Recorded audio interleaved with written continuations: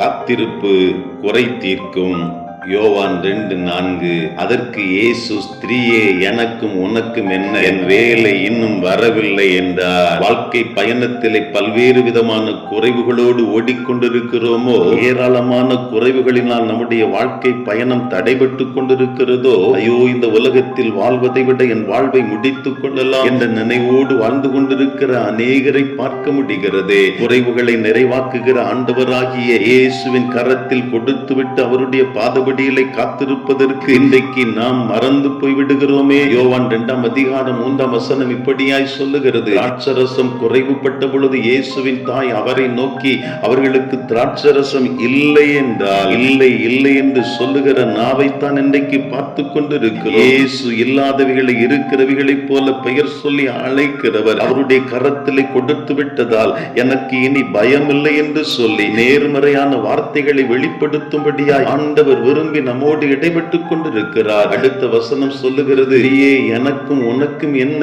என் வேலை இன்னும் வரவில்லை. ஆண்டவருடைய வேலைக்காய் காத்திருப்பதற்கு இன்றைக்கு மறந்து போய் விடுகிறோமோ?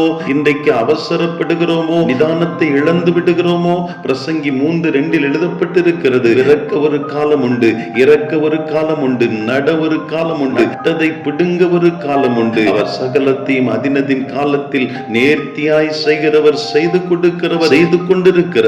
ஆனால் காத்திருப்பதற்கு இன்றைக்கு மனமற்றவர்களாய் வாழ்ந்து கொண்டிருக்கிறோமே. பந்திக்கு முந்த வேண்டும், படைக்கு பிந்த வேண்டும் என்ற அடிப்படைகளை முதலாவதாய் பந்தியில் உட்கார்ந்து சாப்பிட வேண்டும் என்று நினைக்கிறோம். முதலாவதாய் உட்கார்ந்து சாப்பிடவில்லை என்றால் ஏதாவது ஒன்று குறைவுபட்டு விடும் என்று உலக பிரகாரமாய் நினைத்து முதலாவது சாப்பிட நினைக்கிறோமே. அவசரப்பட்டால் ரசம் கிடைக்கலாம், ஏதாவது ஒன்று கிடைக்கலாம். ஆனால் காத்திருந்தால் ருசியான ரசம் அல்லவா, அதிசயமும் அற்புதமும் நடக்கும் அல்லவா. முந்தின ரசத்தை காட்டிலும் பிந்தின ரசம் இங்கே ருசி நிறைந்ததாய் மாறி போனதே. காத்திருந்து இந்த ஆசீர்வாதத்தை பெறுகிறவர்களுக்கு ருசி நிறைந்த பதார்த்தம், ருசி நிறைந்த காரியங்களை ஆண்டவர் வைத்திருக்கிறாரே. திருமண வீட்டிற்கு இயேசுவை அழைக்க வேண்டியது நம்முடைய கடமை. இந்த வீட்டிலும் அழைத்திருந்தார்கள்.